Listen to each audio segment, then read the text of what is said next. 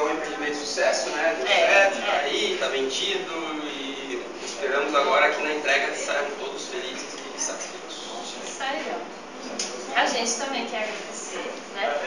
Porque eu acho que a parceria deu certo, porque sempre teve assim, transparência, né? Honestidade, sinceridade.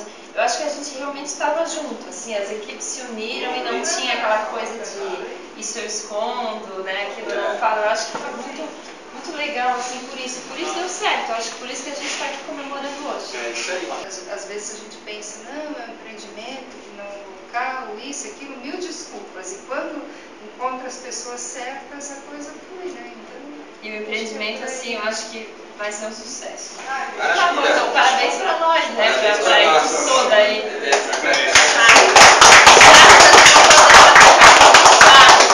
O Charles foi um cara que Batalhou, né, assume, né? Assume. Então, tem que ter uma foto. Quer falar, Charles? Charles, quer falar? Já falaram tudo aqui. O primeiro pedaço do bolo é teu, tá? Eu já peguei salgadinho.